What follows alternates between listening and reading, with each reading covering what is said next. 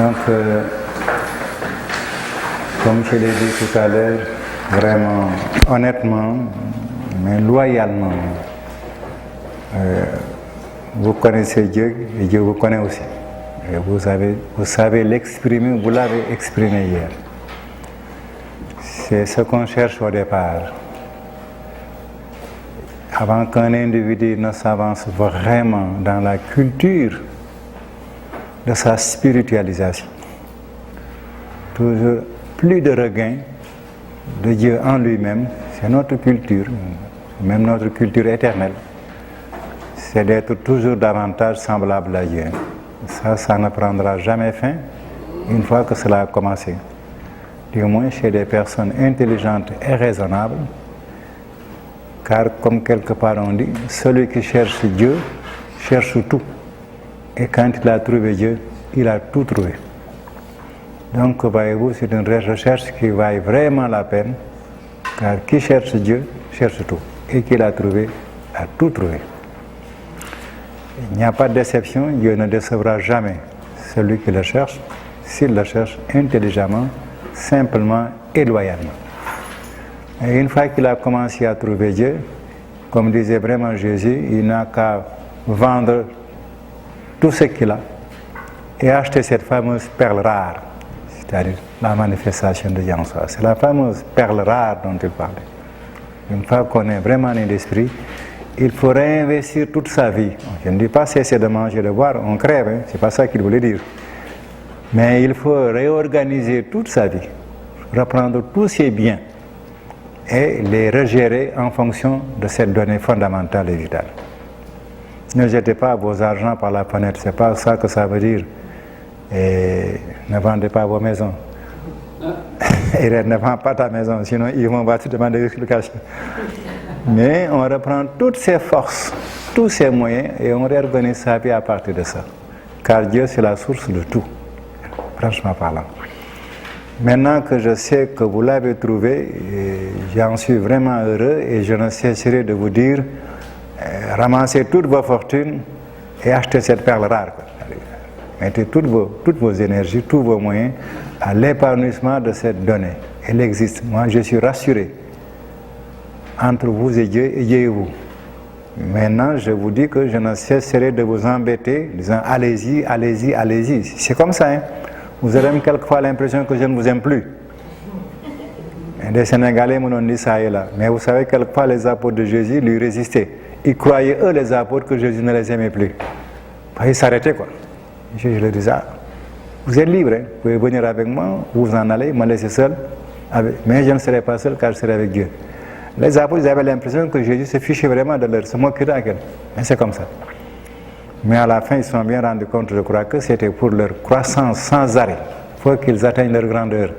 Il ne faut pas qu'ils se laissent attarder et retarder par des éléments très élémentaires de la terre. Car ce qu'ils avaient trouvé Dieu, c'était vraiment tout. Il fallait absolument le maîtriser. Il faut domestiquer Dieu. Vous comprenez mon langage? Il faut être Dieu et Dieu être vous au point car tous vos réflexes, je l'ai entendu dans les prières d'hier, vous réagissez avec lui. Partout où que vous êtes avec lui, comme disait quelqu'un, je suis avec Dieu, nous sommes tous ensemble. Je l'ai entendu ce hier dans les prières, sur le côté de Guy Vachon. Mais c'est vraiment comme cela. Et donc, je n'arrêterai vraiment pas de vous pousser partout où je vous rencontrerai vers votre gloire.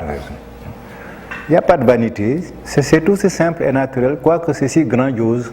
C'est naturel, c'est simple, c'est grand. C'est Dieu qui a choisi que ces choses soient possibles et qu'il sollicite les hommes, son enfant. Si vous le voulez, je vous le donne. C'est pas plus compliqué. Il n'y a pas lieu d'être vaniteux, ni d'être compétitif avec qui que ce soit. Et il faut grandir avec Dieu, c'est tout. Voilà. Mais une fois que c'est là aussi, il faut en avoir conscience clairement. Il faut vraiment s'en rendre compte. Car le reste, c'est une question d'exercice et d'application. Franchement pas. Donc, n'oubliez vraiment pas ça. Dorénavant, vous verrez que j'aurais presque changé de visage. Je vais ressembler presque à un homme qui n'arrête pas de vous enfoncer ses cornes. Allez-y, allez-y, allez-y, allez-y. Labourez, labourez, labourez, ne vous arrêtez pas. Il le faut bien. Vous êtes né d'esprit, il faut atteindre vos sommités, quoi. ça. Il n'y a pas d'autre façon de faire. C'est la meilleure aussi possible. Et vous verrez que tout se donne. On a tout. Absolument tout. La façon la plus étonnante. Une fois qu'on arrive à cette confiance claire avec Dieu, il est là, je le sais. Et je sais que c'est moi qui ai bien voulu qu'il soit là. J'ai conscience de ce que j'ai fait pour qu'il soit là. J'ai également conscience de sa présence, je vois les fruits et les résultats. Hop, c'est fini. C'est ça que j'ai entendu hier. Et j'ai bien repéré dans vos discours qu'il y a été bien question de Dieu et rien d'autre que de Dieu. J'ai bien remarqué ça. Je ne suis un peu habitué à ça. Donc vraiment, c'est cela. À partir de maintenant, on ne fera qu'élargir les perspectives de Dieu dans notre être et de notre être par rapport à sa création. Il faut grandir, comme on dit. On est né, il faut grandir. Donc tout ce qui viendra servira à ça. Si c'est un peu confus, vous m'arrêtez, on sait qu'on s'arrête. C'est un fait, c'est le fait qu'il faut voir. Une fois que j'ai vu le fait, c'est fini. Voilà, le fait, c'est le fait. C'est ça qui est très important. Que les mots ne nous arrêtent pas. Allons vraiment et voyons les faits. Mais aussi des faits qui relèvent de Dieu, des faits qui intéressent notre être, des faits qui concernent cette relation que nous avons établie avec Dieu, notre croissance. Donc des faits qui sont dans la vérité. La vérité, c'est ma relation avec Dieu. Et quand la vérité fonctionne en moi, je m'élargis, je m'épanouis. Donc tout ce que nous dirons, ça doit servir à clarifier ces faits. Mais une fois que ces faits sont clairs, c'est comme j'ai des yeux, à quoi ça sert? C'est pour regarder, il faut voir le résultat. Tous les faits que je vais découvrir en moi ou à côté de moi que Dieu a fait ou installé, pour la vérité de mon être, ça doit me servir pour vivre cette vérité. Il ne faut jamais en rester à la constatation seulement du fait, non? Il faut vivre le fait. Ça, oui, Robert? Est-ce que ça se peut, Moussa, qu'à mesure qu'on avance, il y a comme un phénomène d'accélération? On n'avance pas à un rythme égal. À un moment donné, on dirait qu'on va perdre. Tu as parfaitement raison. Et hier, quand tu as parlé, j'ai senti chez toi cet accélérateur qui travaillait. Il y a un phénomène d'accélération. Cette rencontre-ci est très accélérée par rapport à la première rencontre. L'année dernière, vous avez fait le premier séminaire. Cette année-ci, j'ai dit qu'on va faire le deuxième, tout aussi gros, le troisième, le quatrième, le cinquième, le sixième, le septième.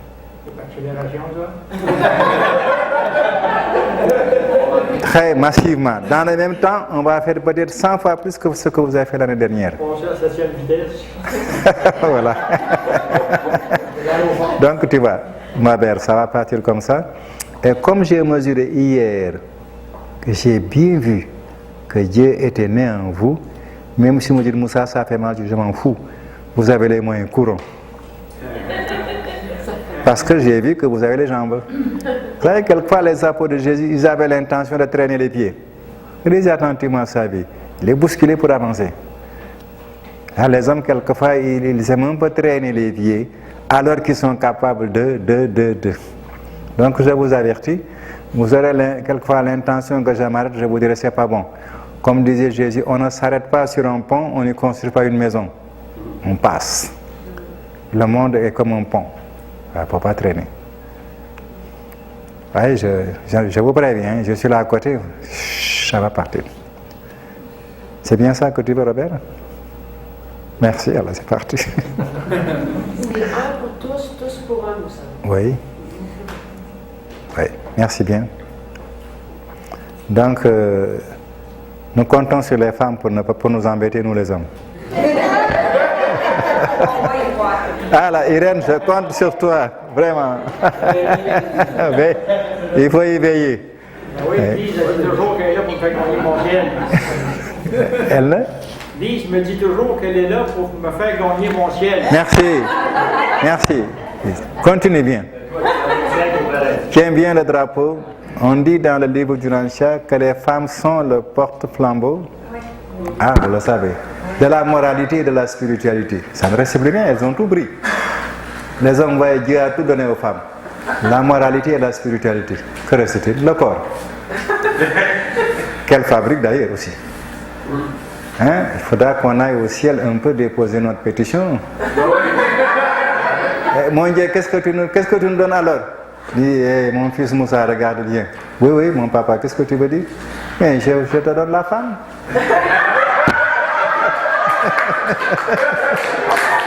Et voilà. Je lui ai tout donné et je te l'ai donné. Que veux-tu encore?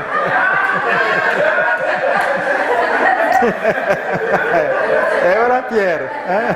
Voilà, ça marche. Quand tu vas arriver au ciel, tu vas donner à 10 mais t'es pas avancé. Quand Jésus a fini sa carrière, elle a dit à la divine ministre, je partage à égalité avec toi.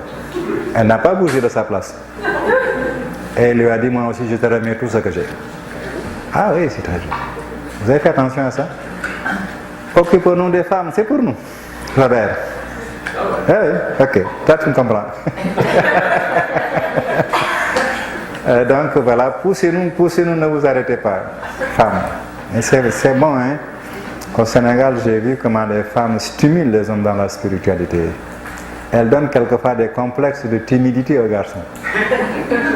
Les garçons, ça c'est une anecdote vraie que je vous raconte. Peut-être un jour vous les verrez là, les Sénégalais, hommes et femmes, ils vous raconteront ces histoires, vous serez au Sénégal. Les hommes ont commencé folâtrement dans la recherche de Dieu et ont vraiment fait des pas et des années.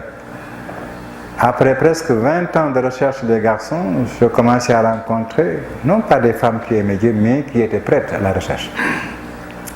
Avant, il y en avait, évidemment. Mais les problèmes de mariage, de travail, de ceci, les amenaient à ne pas pouvoir continuer de façon rectiligne la recherche. Elles s'en allaient. Donc j'attendais toujours, je finissais par dire, mon Dieu, est-ce qu'il y a sur cette terre sénégalaise une seule femme qui s'intéresse à Dieu?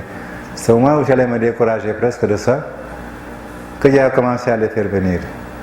Ce que les hommes ont appris en 20 ans, ces femmes l'ont appris en 3 ans, 4 ans. J'en suis resté ébahi jusqu'à présent. Eux aussi en sont restés ébahis. Ça, c'est pas la même vitesse, c'est incroyable. C'est pourquoi je dis à Gaëtan, soutiens les volontés féminines qui émergent dans vos travaux spirituels. Les femmes font partir les hommes, hein, il y a une force là-dedans incroyable. C'est pas du blabla, c'est Dieu qui l'a fait. Et quand on relit l'histoire d'Urantia, il dit les femmes sont les porte-flambeaux de la moralité et de la spiritualité. Oui. Il y a donc là quelque chose que Dieu a ensemencé, mais que nous les hommes, nous devons découvrir, comme dit Jésus. Ne regardez pas seulement les femmes par convoitise. Mais comment donc, Seigneur Jésus? Mais parce que ce sont les porte-flambeaux de la moralité et de la spiritualité. Ah, c'est à nous à chercher à découvrir. La Bible dit qu'il faut honorer la femme. Et sur quelle base? Quelle est son honorabilité? Mais cherche. C'est Dieu qui l'a mis là-dedans. Et qu'est-ce que je trouverai? La femme parfaite. C'est pas dans la Bible ça? Robert? Ah, la femme parfaite qui la trouvera. Il ne connaît même pas sa Bible. C'est là-dedans. Dans les côtés poétiques. Il parlait des femmes parfaites quand tu dis la connaissance là.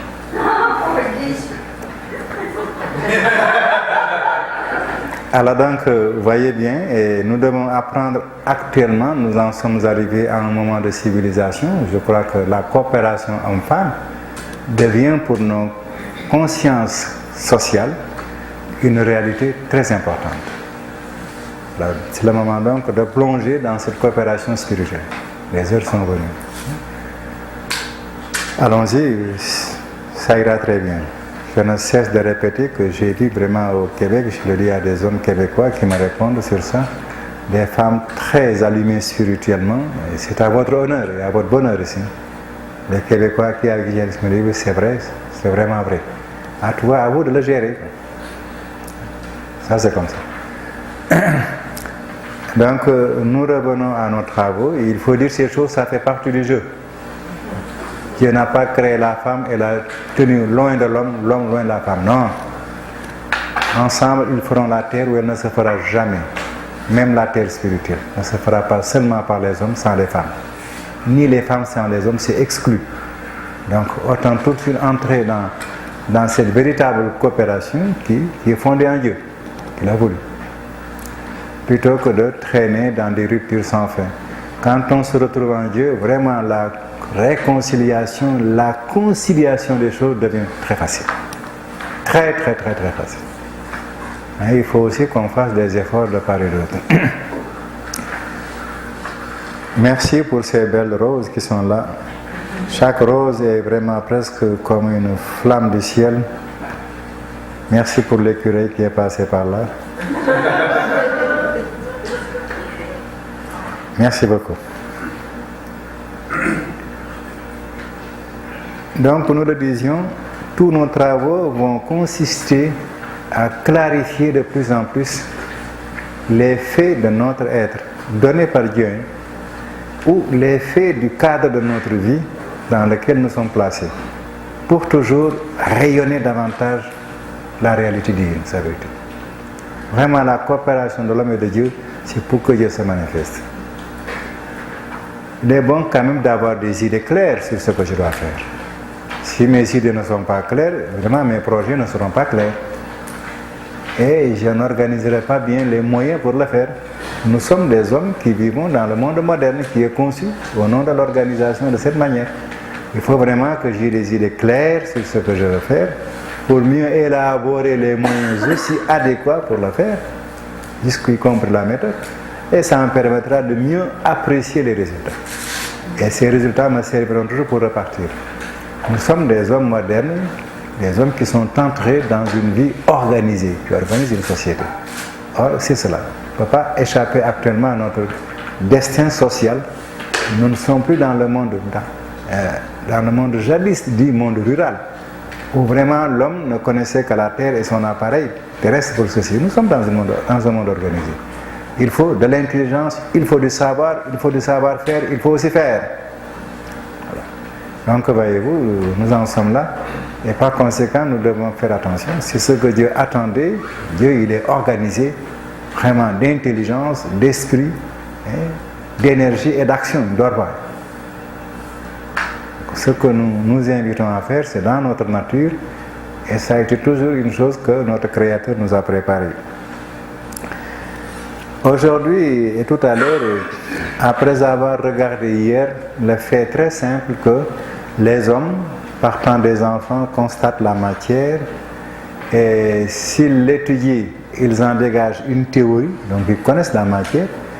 Donner une théorie, une définition, un concept de quelque chose, c'est vraiment donner sa théorie. C'est-à-dire c'est fait comme cela, ça marche comme ça. Une petite théorie. Donc ce sont les hommes qui regardent la matière qui en donnent une théorie. Ce n'est pas la matière qui donne à l'homme sa théorie, la théorie de la matière. Encore moins la théorie de l'homme. C'est l'homme qui théorise sur la matière. Ça, c'est pour montrer qu'il y a chez l'homme quelque chose qui est au-dessus de la matière, c'est sa pensée. Hier, on avait discuté ces choses et on s'est aperçu quand même, au niveau de l'homme, on peut évaluer 3 caractéristiques. La matière, sa pensée et sa personnalité qui ressortit de nature spirituelle, donc l'esprit. Tout cela lui vient de Dieu. Donc nécessairement Dieu a ou il est cela, carrément. C'était pas très difficile à accorder, quoique le raisonnement hier était un peu lourd, mais il le faut bien pour sortir un tout petit peu de ces embarras. Mais la matière, notre corps et le reste, notre pensée qui comprend bien cette matière et notre personnalité qui valide, qui accorde à cela une valeur. Notre personnalité qui est spirituelle, tout ça, ça vient de Dieu. Alors Dieu ne peut pas être, au moins il est cela. Alors, nous dirions Dieu est au moins énergie ou matière, il est au moins pensée, j'en viens. Et il est au moins esprit parce que ma personnalité, qui est de nature spirituelle, en vient aussi. Il est au moins cela. Probablement plus, mais au moins il est ça. Il n'a volé à personne, il ne vole pas. Il a pris de ce qui est à lui à donner. Donc cela nous prépare à une certaine conception de Dieu, ne l'oubliez pas, il est énergie, source d'énergie, ne perdez pas de vue ça, c'est très important, c'est pour tout à l'heure. On ne l'a pas fait pour rien, on l'a fait pour quelque chose. Toujours, on commence par les faits pour les employer plus loin pour leur vérité. Donc il est bon que les faits soient clairs. Donc il y a le fait de l'énergie en Dieu. Dieu est énergie. Dieu aussi est le fait de la pensée. La pensée donne toujours l'idée des choses. Chaque homme est certainement une idée de Dieu. Mais chaque arbre que je vois, chaque être sur la terre est aussi une idée d'être. Voilà. En fin de compte, je me dis vraiment, j'ai l'impression quelle est la taille de cette source des idées. pas finir. Chez quelques-uns disons que c'est absolu alors, il y a tout là-dedans, il y a toutes sortes d'idées là-dedans. Donc, voyez, la pensée me conduit en tant qu'idée des choses, me conduit à la notion de l'absolu de Dieu. Ce qu'il en est sorti comme idée pour les êtres, les arbres et consorts, c'est inimaginable, sans compter les êtres d'ici jusqu'au paradis. Pour ceux qui ont lu quelques livres donnant des informations là-dessus. C'est innombrable. Le nombre d'hommes déjà apparus sur Terre depuis 1 million d'années, ça fait combien? C'est inimaginable. Et chaque homme est une idée de Dieu. Aucun homme ne se répète. Quand même, on a tendance à dire que Dieu est une source d'idées illimitée. Absolue, comme on dit en philosophie. Donc cette notion également d'absoluté de Dieu par rapport à ma pensée, par rapport à la pensée, et je la laisse venir. Mais je constate que Dieu m'a donné une personnalité et il m'a dit voilà, c'est à travers ça que je me manifesterai illimité. Il est vraiment esprit aussi, qualité, valeur, se manifestera. Cela quand même me fait penser nécessairement à une générosité. Qu'est-ce que tu me demandes en contrepartie, mon Dieu? Combien je dois payer? Rien du tout, c'est déjà fait. Pas un commerce. Je ne fais pas exception. On ne me caresse pas pour que je donne. Je ne reçois pas de cadeau pour donner. Je donne. Vous l'avez lu quelque part, Dieu ne fait pas exception des personnalités. Il les donne, en toute bonté. Ça aussi, ça nous édifie. On se met en face de sa nature spirituelle par notre personnalité, mais aussi on attrape sa qualité de bonté. Il s'est donné entièrement à moi, à juste heure. Rien en contrepartie au préalable. Moi, cette notion de bonté, on l'avait déjà rencontrée jadis, mais ça se reclarifie en nous. Je le recite parce qu'on en aura besoin tout à l'heure. Quand même, ces choses, je ne vais pas les percevoir. Il est énergie, il est pensée, même absolue. Il est également vraiment esprit, ma personnalité, et il est également bonté, et tout de lui-même me donne. Il n'a rien retenu. Là, juste, je te donne. C'est tout moi. Quand même, il n'est pas très difficile de se balancer ces idées dans la tête. Tout ce qu'on a vu hier, tout ce bavardage un peu intellectuel, c'était pour en arriver à ça. Et c'est fait. Le chemin par lequel on est passé, je l'ai fait exprès, c'est pour qu'après vous puissiez discuter avec des athées, des intellectuels, n'importe qui. Ça aussi, c'est un renforcement. Vous pouvez avoir des amis que vous aimez bien, mais sont enfermés dans l'intellectualisme. Et ils remettront toujours cela. Quand vous remettrez ces choses aussi avec eux, au bout d'un certain temps, l'honnêteté intellectuelle peut les amener à dire c'est vrai, je discerne d'autres faits que je ne voyais pas avant. C'est comme ça que les intellectuels honnêtes vont changer. Ce que vous me dites me suggère ou me présente d'autres faits, effectivement, que je n'avais pas conçus. C'est comme ça qu'ils vont changer. Donc, il est bon que vous preniez un peu de l'habitude de raisonner. Au besoin, on ne sait jamais. Où est-ce que vous pouvez rencontrer un ami qui a besoin de cette boxe intellectuelle un peu? Ils sont honnêtes et sincères. Et quand vous les amènerez à discerner à travers leurs considérations des éléments extérieurs mais qu'ils ne voyaient pas, vraiment ils s'arrêtent un instant et disent « Ah, c'est vrai ». Vous vous souvenez que Jésus rencontrait les érudits d'Israël quelque part, dans un jardin bien aménagé, et pousse avec eux dans l'érudition jusqu'au bout. Ils savaient s'en passer, pour les enfants de Dieu direct, mais quand c'était un érudit et qu'il en avait l'intention, il les dépassait en érudition. Alors les érudits reculaient. Ça aussi, vous êtes amenés à le faire. Ça fait partie du jeu. C'est pourquoi, quelque part, de temps en temps, on vous manœuvre dans les discussions intellectuelles serrées et étroites. Mais ne vous en faites pas. Ce sera bon un jour et vous l'emploierez. Ça viendra, vous rencontrerez des érudits honnêtes, je veux dire honnêtes, qui sincèrement cherchent honnêtement et qui voudraient sortir de leur embarras intellectuel. Ces jours-là, vous les aiderez à sortir. Jésus l'a fait. Relisez bien sa vie attentivement, surtout quand vous avez lu le d'évangile. Il prenait rendez-vous avec eux. Ce n'était pas son habitude, il travaillait publiquement. Mais ces gens de la haute société, de la haute sphère intellectuelle, préféraient quand même qu'on rabatte leur chapeau quand on ne les regarde pas. Il ne pas être vu dans le rabattement. Donc il demandait de rendez-vous discret avec Jésus. Ce n'était pas son genre. Mais quand même, il respectait tous ses enfants. Et donc, ils prenaient rendez-vous avec eux et ils discutaient à fond avec leur érudition jusqu'à les amener à se rendre compte qu'ils n'ont fait que s'endurcir sur des portions de la réalité. Les élargissez plus loin.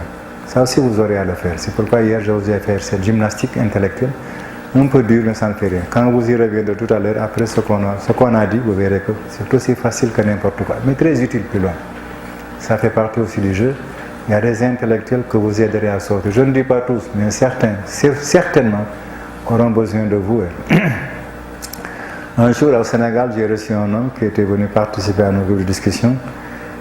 Dès l'entrée en jeu, il a dit « Shenyaï, je vais te démontrer que ce que tu dis est faux et que c'est l'athéisme qui prévaut. » Très bien, M. Faye, prenez place. Quelques temps après, c'était le plus convaincu de Dieu, quoi. Vous voyez ces histoires-là. Ça arrive, hein? Dieu quelquefois nous envoie des gens difficiles, mais sincères, sur leur façon de voir les choses, et ils veulent polémiquer au besoin. Quand c'est Dieu qui les aura envoyés polémiquer avec vous, recevez-le, à la fin de la polémique, ils seront de grands croyants en Dieu. Ça aussi, ça peut arriver. Il ne faut pas mettre tout le monde dans la fosse et enterrer, non.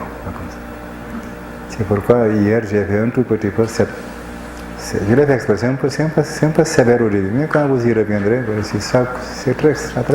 Mais c'est bon plus tard. Oui, Maurice?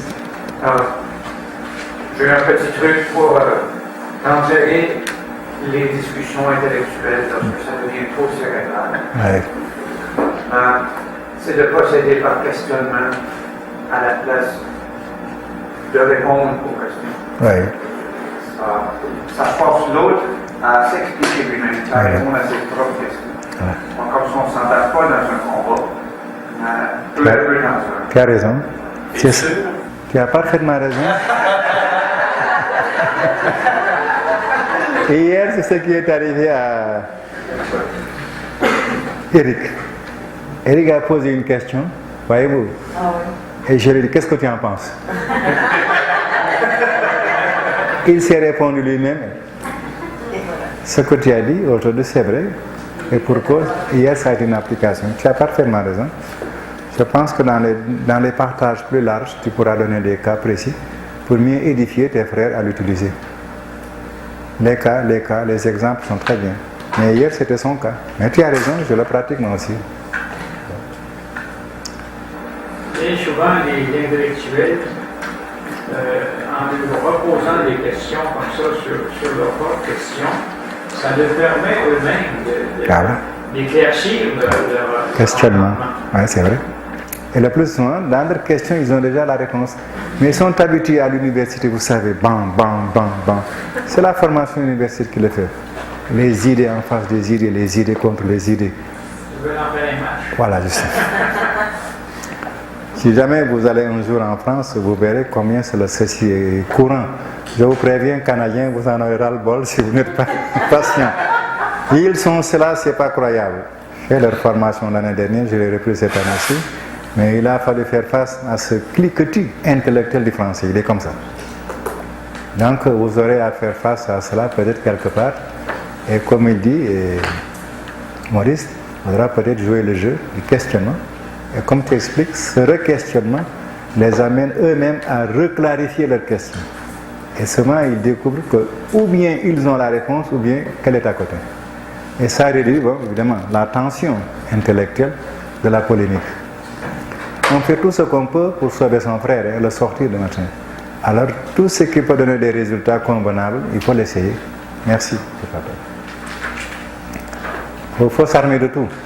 Les hommes, on les reçoit avec une très grande ouverture. Ils sont différents, chacun vient comme il vient. Vous vous souvenez de ce monsieur qui était monté sur l'arbre pour vraiment avoir Jésus et tomber net devant lui quand il passait. Quelle méthode! Il a eu ce qu'il voulait. Il faut le dire, c'est pas habituel. Ce soir, lève-toi, on va manger chez toi. Par conséquent, les hommes nous viendront de toutes sortes de manières. Et il faut savoir s'ouvrir à toutes leurs spécificités. Vraiment. Donc, voyez-vous, je ne connais ni la largeur ni la profondeur du service. Ça peut venir de n'importe quelle manière. Les exemples sont très nombreux dans la vie de Jésus, d'ailleurs, au besoin. Donc, vraiment, allons-y. Quand un homme est avec Dieu, on ne peut pas marquer de limite à ce qui est possible. Donc nous en venons à un autre élément que l'on constate dans la vie de l'homme, c'est l'évolution. L'année dernière, on avait étudié les Arjivas approfondis et à travers chacun d'eux, on avait une évolution de fait. On a repris à chaque fois l'être humain au niveau du fœtus et on l'a regardé. Ce n'était pas pour rien qu'on le regardait. C'était pour nous amener très clairement au fait de l'évolution, la transformation successive des choses. Car dans la vie de l'homme vers Dieu, vraiment c'est un élément fondamental. La transformation de l'homme vers Dieu jusqu'au paradis, c'est incroyable. Donc très tôt, il est bon d'attirer l'attention de l'individu sur cette caractéristique de son être. On n'invente rien, mais il faut arriver à être au clair de son propre être pour mieux fonctionner par rapport à Dieu. Et aujourd'hui, on nous en parle, dès qu'on jette les yeux sur le paragraphe suivant, la possibilité du moi, souvent on dit ici l'évolution, mais moi je dis souvent moi aussi, la possibilité de l'ego en évolution, de notre être en évolution. Souvenez-vous l'année dernière que nous avions étudié les Arjivas et à chaque fois nous avons vu les transformations de l'homme. L'homme qui doit venir dans l'espace, comment cette venue dans l'espace doit être saisie par la compréhension des parents, comment ça doit être élaboré dans les plans d'action de l'enfant que porte la maman et toute l'éducation, comment cela se fait par le changement, la progression, le quatrième Arjiva, comment aussi cela fonctionne par rapport à la possibilité de s'associer, ainsi de suite, l'adoration. Donc la dernière fois, l'année dernière, on avait vu que quand même l'être humain se transformait continuellement et évoluait dans sa transformation. C'est-à-dire c'était intelligent et c'était toujours un plus. Que l'évolution est un accomplissement. Je deviens plus. Mais chaque étape est assez bonne pour sortir d'autres fruits meilleurs. Par conséquent, ne la perdons pas de vue. L'évolution, nous l'avons observée chez l'homme.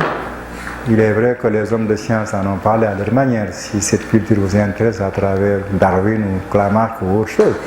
Mais nous avons voulu vraiment l'attraper par le fait du fait. L'homme évolue. C'est Dieu qui fait que l'homme évolue. Donc nous avons pris le fait directement par rapport à l'individu lui-même l'année dernière. Aujourd'hui, on le ramène un peu parce que ça va nous être utile plus loin. On dit que la possibilité de l'ego en évolution est inhérente aux qualités de ces facteurs constitutifs, qui sont les énergies de base, notamment le son, notamment le flux nerveux, il y en a d'autres. Tout ce que nos organes sécrètent, comme sucre, des énergies. Donc il y a des énergies de base.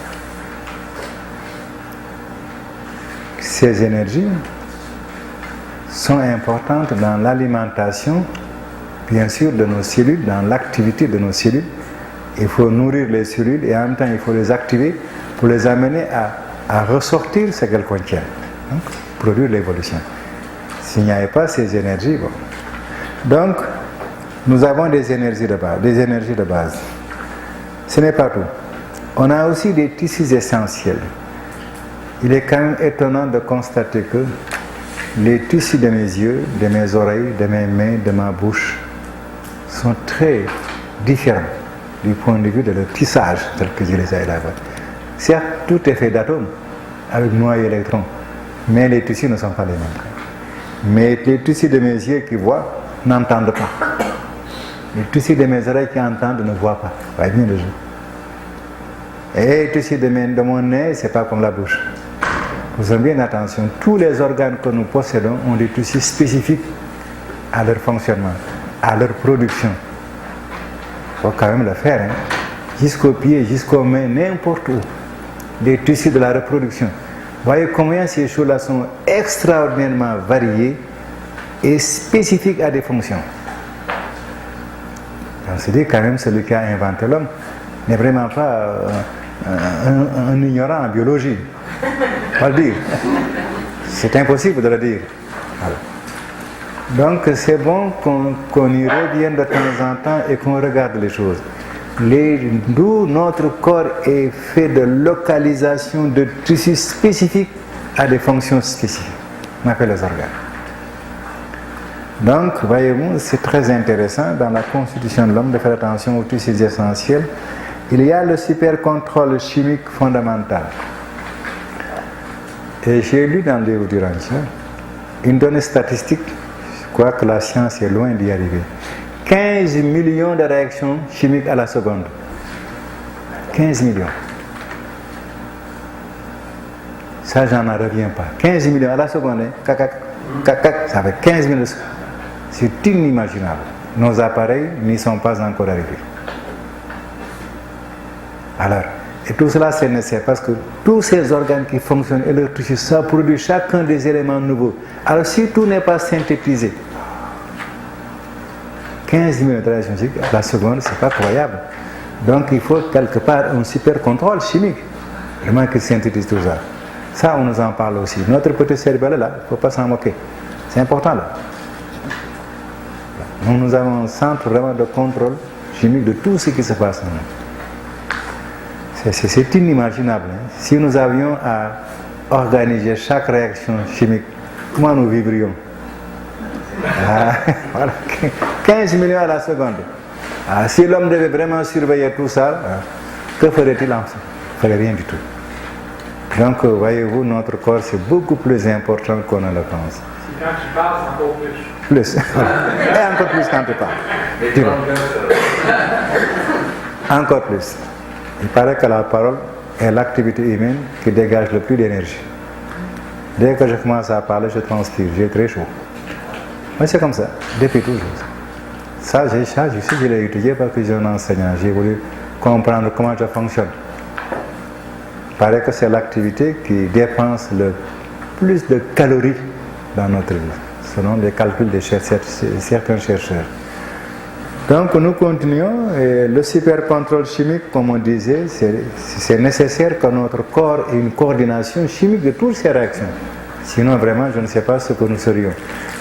Heureusement que nous n'avons pas à le gérer consciemment. Parce que 15 millions de réactions à la seconde, avouons-le, notre conscience humaine telle qu'elle est n'est pas capable de gérer ça. Elle n'a pas les moyens du tout. Ça aussi, ça fait partie de nous, et c'est un don de Dieu dans notre corps. On en rajoute les éléments qui font que l'homme est capable d'évoluer.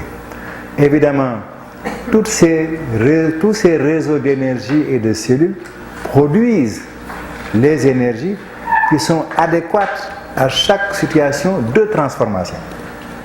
Donc à chaque situation de transformation, de nouvelles énergies sont élaborées. Vous voyez, à chaque fois que nous mangeons quelque chose ou que nous avons besoin de tel type d'énergie, il nous faut manger quelque chose. Et alors c'est reconstruit sur cette base.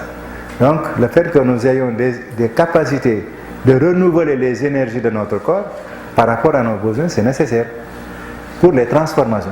Parce qu'à chaque transformation, il faut une qualité d'énergie pour obtenir le résultat que l'on veut par rapport à ça. Donc ces énergies qui existent en nous, des énergies de base qui se renouvellent par un contrôle chimique qui est en nous, qui réglemente tout, c'est quand même une bonne chose pour notre évolution.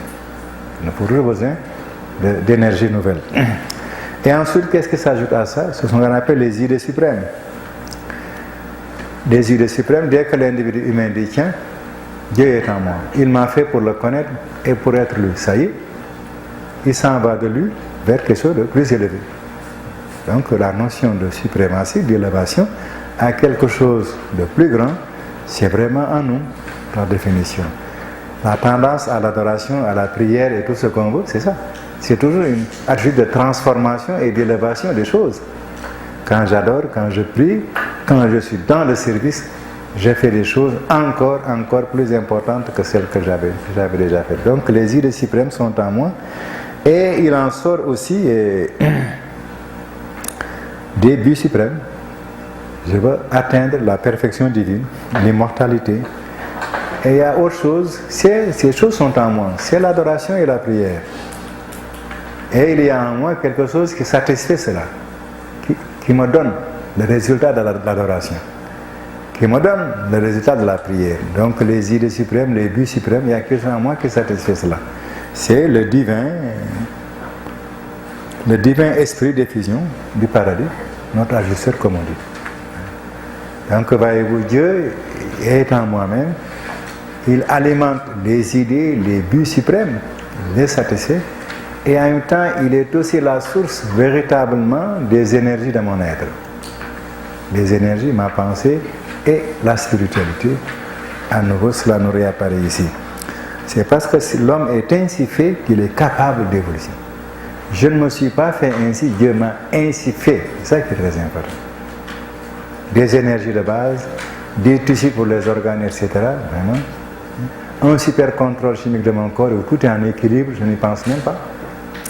Ensuite, des idées d'élévation, des objectifs, des buts d'élévation et quelque chose en moi qui répond à ces données qu'on appelle le divin ajusteur, la présence de Dieu. Tout cela, reconnaissons-le, tout cela nous est donné. Vraiment. Donc il est bon que toujours l'homme se regarde à nouveau.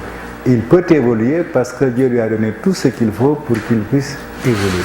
Se transformer progressivement et toujours meilleur. Tout est en moi à cette fin. C'est aussi un fait qu'il faut essayer de mettre bien en place dans sa pensée. Voilà. Des énergies de base, le sang le plus nerveux, etc. Des organes qui sécrètent, des tissus spéciaux, c'est pas compliqué. J'ai vraiment ça.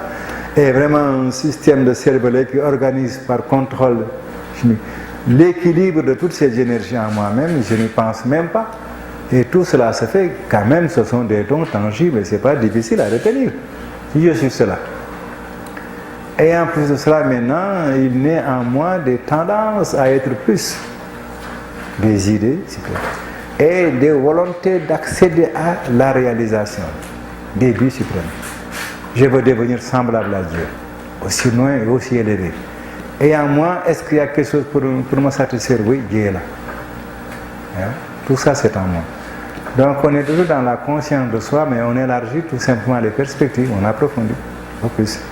Mais je ne sors pas de moi-même et je ne quitte pas le divin Dieu qui est en moi. Quand je place ces idées en moi, voyez bien, je dis mon Dieu, merci.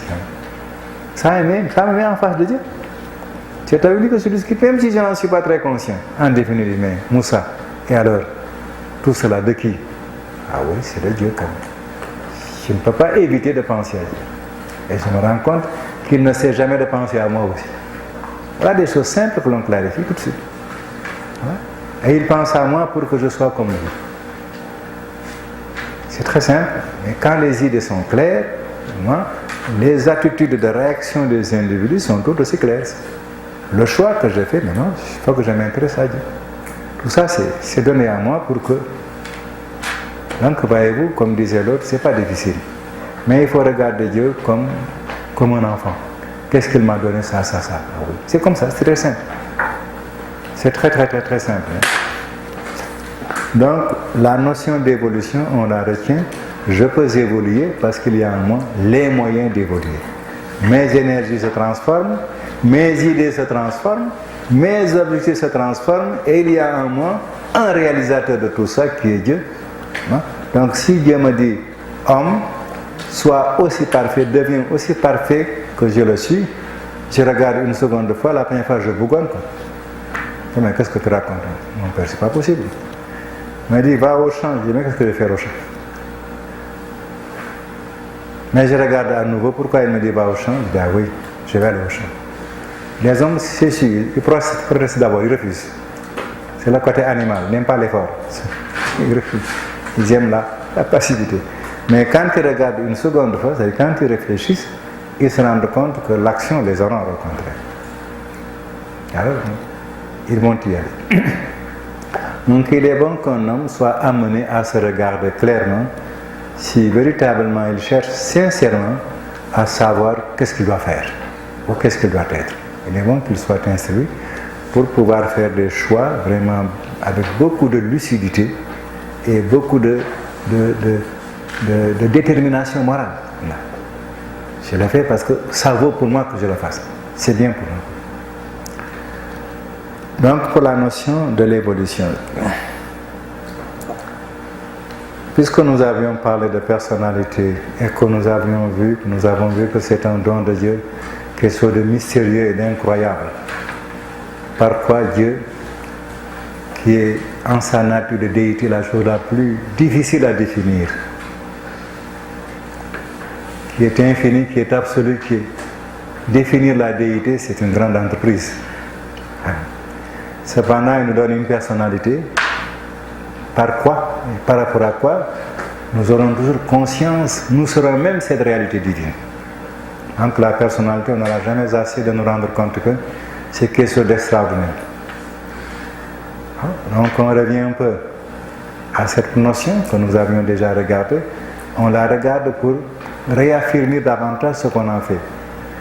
Nous savons hier que c'était quand même l'élément qui démontre l'unité de l'individu, la personnalité, qui donc gère la synthèse cosmique de tout ce que nous sommes, corps, énergie, pensée et source de valeur morale et spirituelle. Tout ça, c'est vraiment bien réglementé par notre personnalité. Quel est le secret de cette unité? Nous la connaîtrons de plus en plus. Mais nous en sommes en fait. Mais on a déjà vu la dernière fois que c'était ça. Si on veut connaître ce que Dieu nous a donné, il faut le vivre.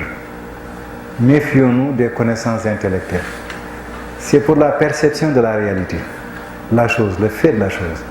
Mais si on veut vraiment connaître la chose, il n'y a qu'un seul moyen qui vaut même pour Dieu, c'est de vivre ce que l'on est. Dieu se connaît parce qu'il se vit. Faisons bien attention, il ne se connaît pas intellectuellement. Il se vit, il est ce qu'il est. Nous aussi, c'est un tout petit peu vers cette logique que Dieu nous entraîne. Vivez les choses. Et vous les connaîtrez naturellement. Mais si vous voulez vraiment les connaître par simple discussion intellectuelle, vous risquez de laisser beaucoup de choses derrière, car la perception intellectuelle est seulement extérieure. Vous ne voyez que le dehors. À moins qu'on laisse beaucoup dehors aussi. Si je voulais connaître cette salle par la description extérieure, combien j'ai oublié à l'intérieur? Ça, c'est la perception intellectuelle. Hein? C'est seulement le fait extérieur qu'elle voit. C'est tout. Donc, faisons attention. C'est bien ce que fait la science. Hein? Fait que regarder le fait extérieur, c'est tout. Mais Dieu nous dit, vivez les choses, soyez les choses.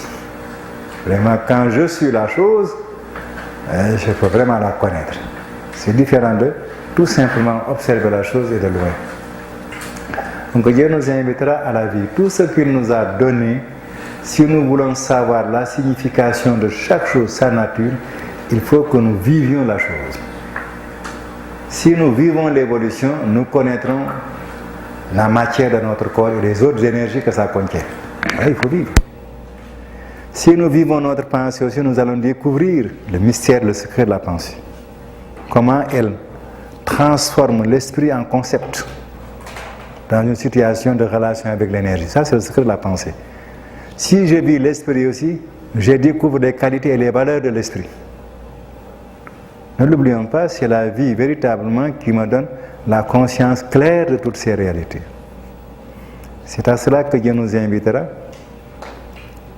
Il nous invitera à la technique de la vie, nous évoluerons et en même temps il nous apprendra comment à chaque instant tout ce qui se transforme signifie en une signification et une valeur que j'identifie par ma personnalité.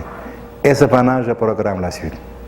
Et toutes les transformations redeviennent encore une chose synthétisée par ma personnalité que je connais encore. Et donc on continue la lecture du texte. Encore, je le redis, on y pique des éléments pour davantage clarifier ce que nous sommes.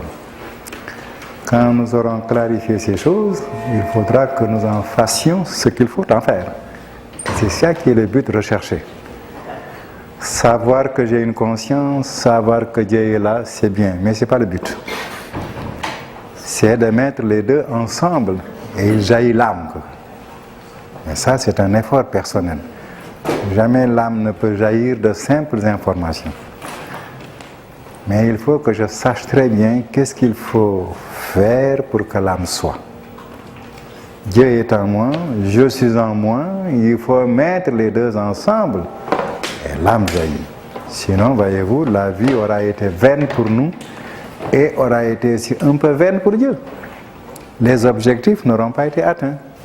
C'est très important. Il ne faut pas que j'apprenne l'étude de l'homme pour l'objectif, c'est ça l'intellectualisme. Il ne faut pas que j'apprenne l'étude de Dieu pour l'objectif, ça c'est la théologie. C'est la relation des deux qui est l'objectif. C'est la sagesse. Et ce que découvre la révélation de Dieu, Dieu qui se fait moi et moi qui me fais Dieu. Mais c'est un travail qu'il faut faire intelligemment. Ce n'est pas n'importe comment que mon être se jette vers Dieu, ce n'est pas n'importe comment que Dieu se jette sur mon être.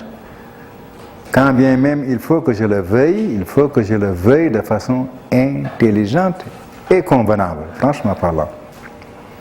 C'est ce que nous faisons, nous essayons d'éclaircir notre pensée sur les réalités, de fait. Et ensuite, de savoir les utiliser aussi de fait, et de discerner le résultat qui en jaillit de fait.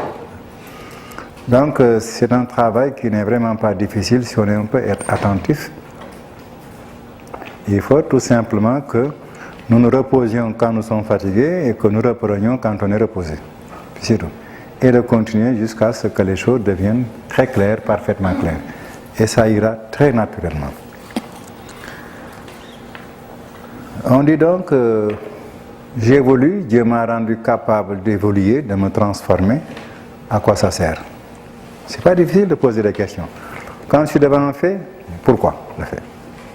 Comment le fait? C'est pas compliqué ces histoires. Il n'est pas difficile d'étudier, sauf chez les hommes. Mais vraiment, devant Dieu, l'étude est simple et très claire. Elle est très positive aussi.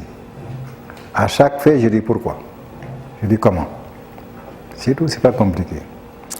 On dit donc, le dessein de l'évolution cosmique, donc à quoi sert-il d'évoluer, est d'arriver à unifier la personnalité par une domination croissante de l'esprit. Ma personnalité qui m'est donnée par Dieu ne peut fonctionner dans le temps et dans l'espace où je suis qu'à condition que je le veuille, en dépit de tout. Vous voyez bien le jeu. Quoi que Dieu soit absolu, infini, tout ce qu'on veut en moi, quoi que cette personnalité aussi recèle la possibilité de manifester Dieu jusqu'à l'absolu, la partie de l'homme dans ce jeu, c'est que c'est lui qui va faire marcher le mécanisme. Ça, c'est pas croyable. Voilà. C'est selon qu'il veut que mon ajusteur et ma personnalité fonctionnent et produisent des choses dans le temps et dans l'espace. C'est inimaginable dans cette histoire.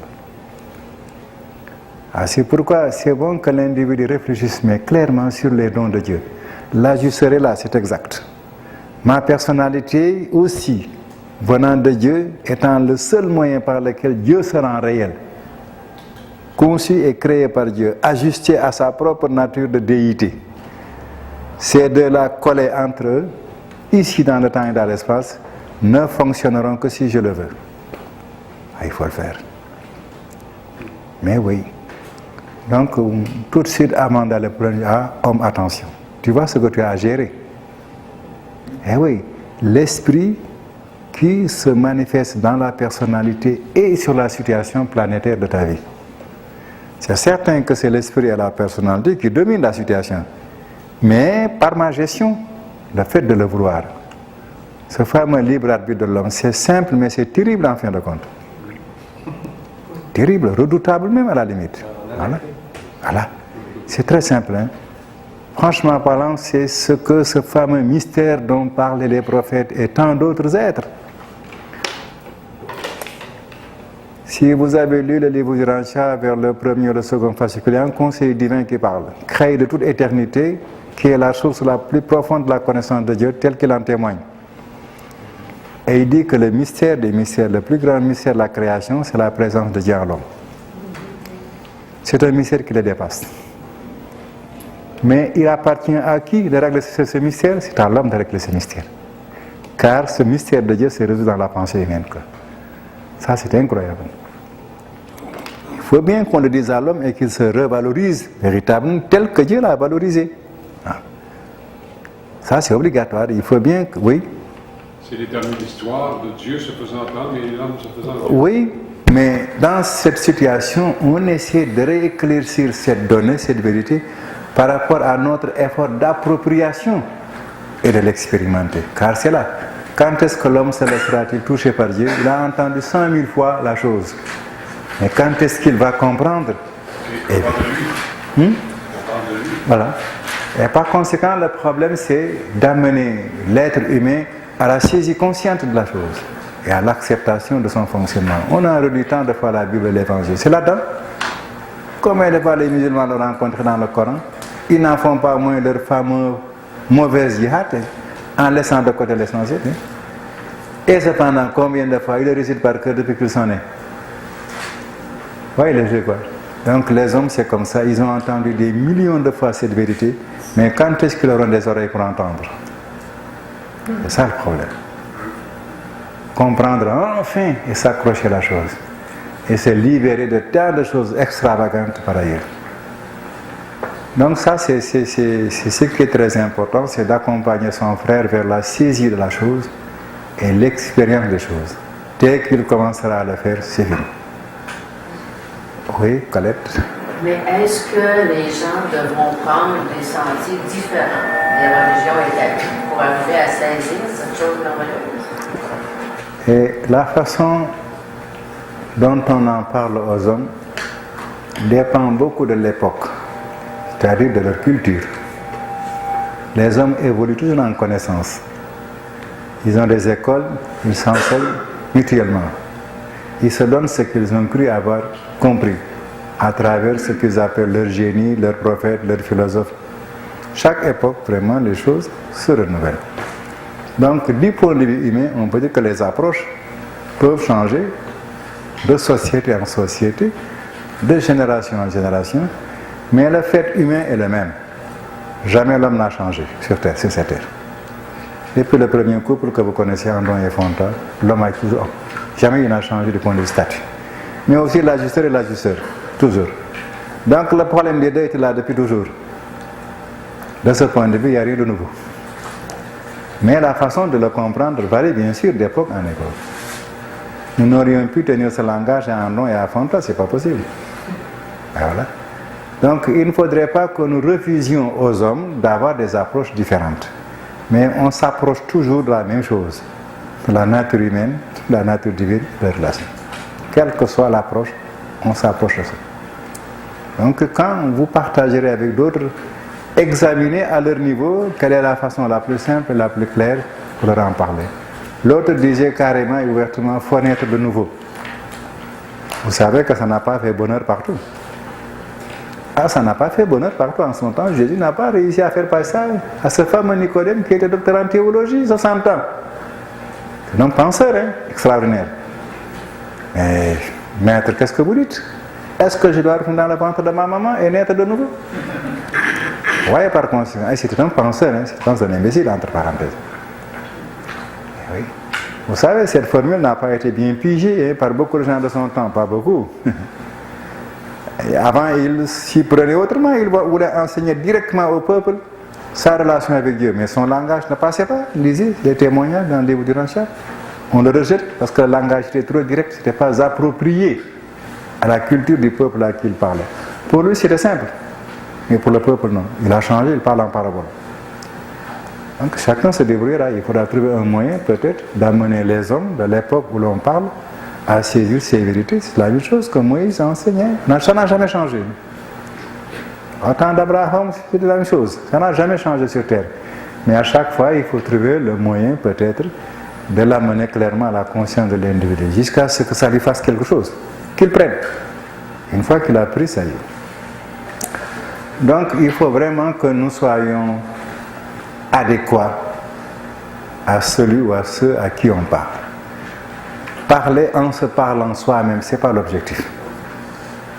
On parle pour être perçu par celui à qui l'on parle.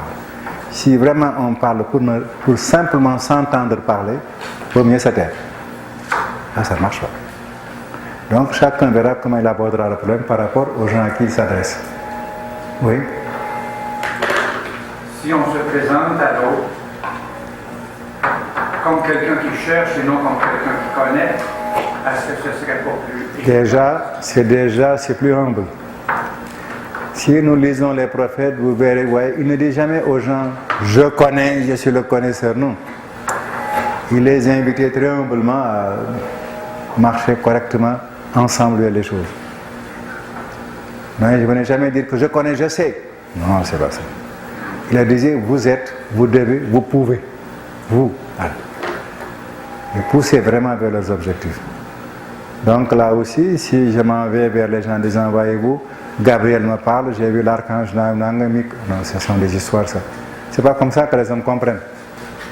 Ce qu'ils ont à comprendre, les hommes, c'est eux-mêmes. Et Dieu qui est en eux. Et leur capacité de fonctionner par rapport à ça. C'est ça qu'il faut leur montrer.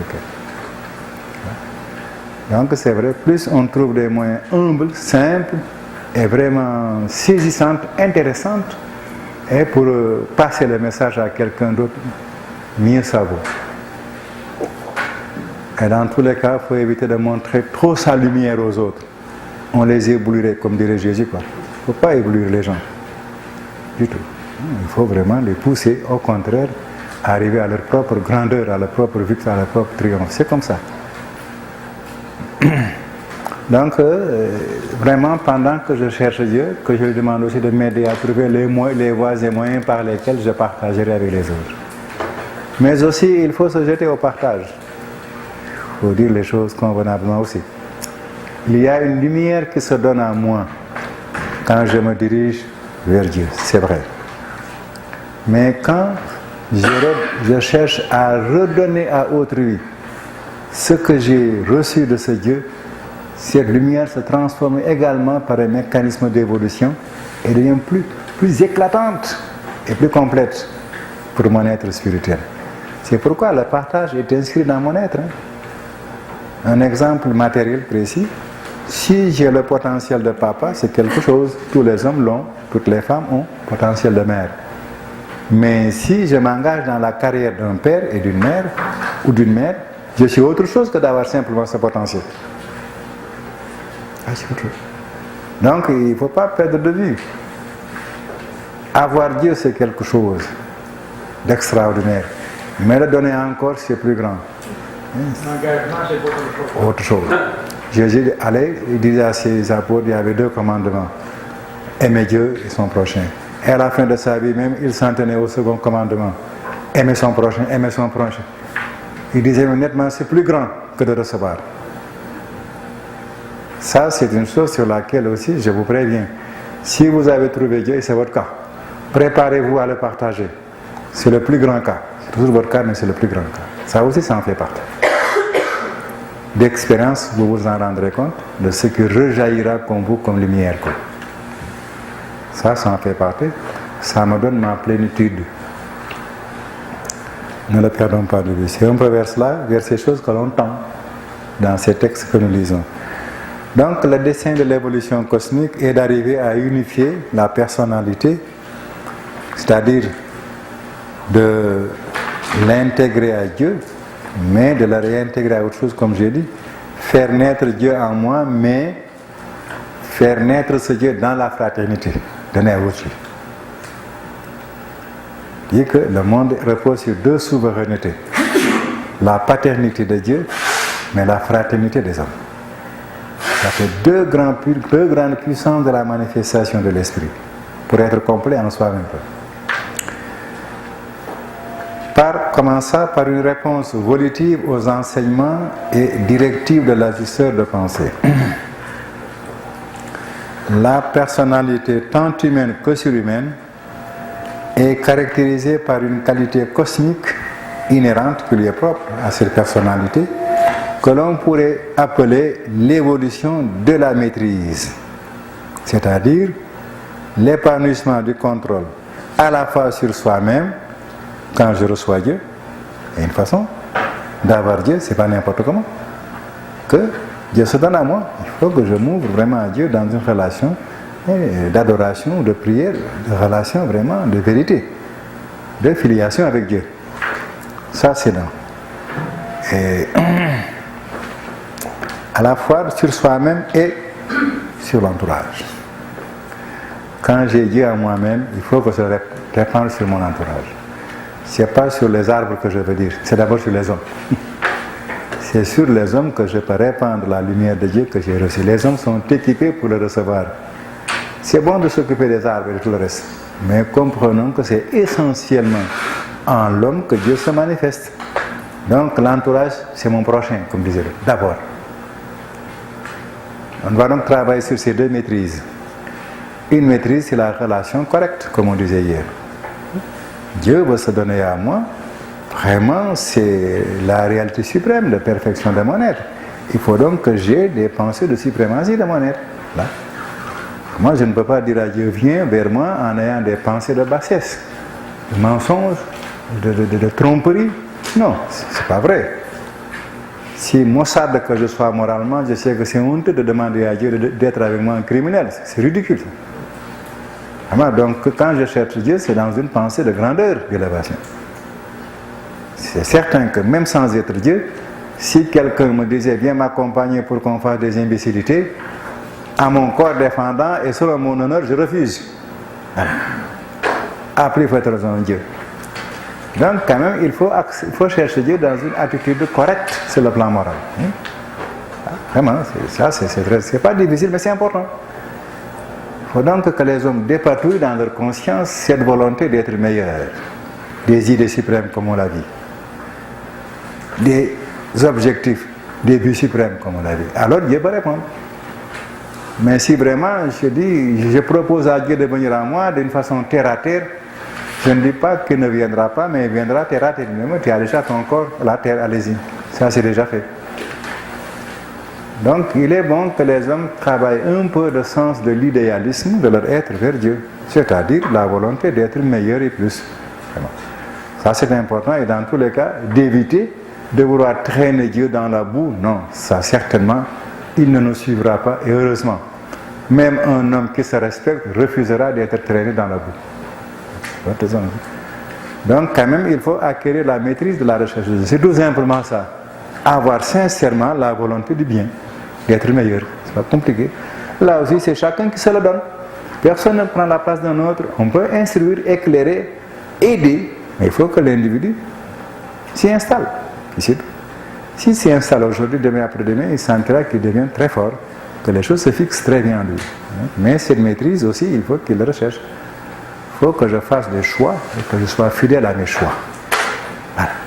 Et que vraiment j'accepte de les résoudre. Et que je ne suis pas trompeur par rapport à moi. Mon Dieu, tu sais que je t'aime, hein? Ouais, tu le sais d'ailleurs. Et puis je fiche le camp. S'il me l'apprendra, moi je t'ai créé. Justement pour me manifester à toi. Comment peux-tu m'apprendre que je t'aime?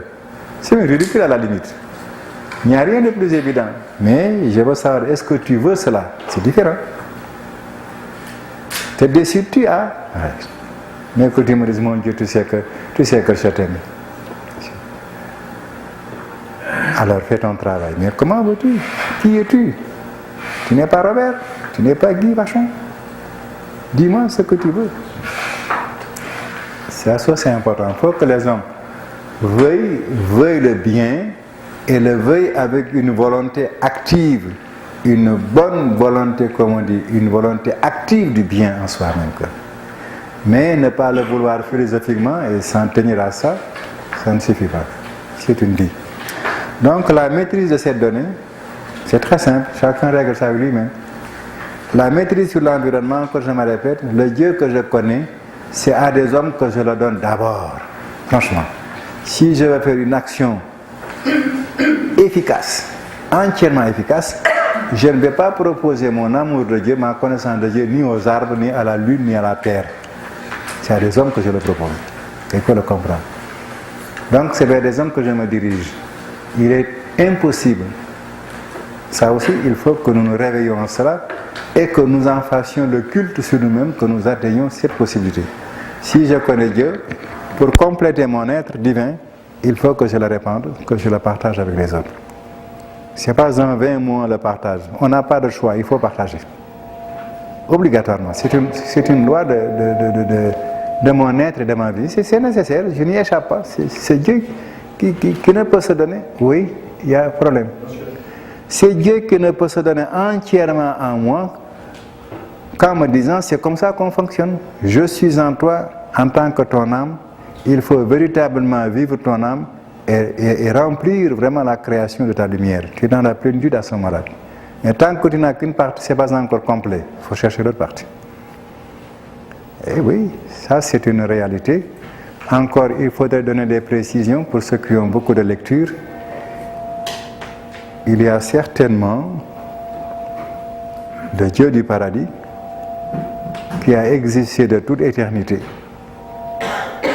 Jamais de création à son endroit. C'est comme ça. Mais il n'a pas tout montré de ce qu'il est. Le paradis n'est qu'un aspect de Dieu. Donc nous avons deux types de maîtrise à gagner. Mais ça se cultive en nous, c'est pas dehors.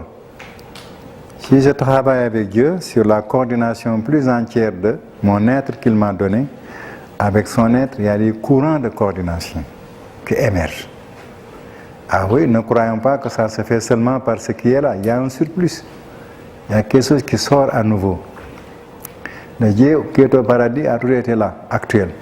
Mais il n'a pas tout montré, il a gardé beaucoup de choses en potentiel. Maintenant, nous entrons dans la phase où il veut utiliser ce potentiel pour manifester des êtres nouveaux. Quand c'était le paradis, il a manifesté des êtres pour ça. Maintenant, il veut utiliser ce potentiel, faire apparaître des univers nouveaux, des êtres nouveaux, une nouvelle vie de lui-même.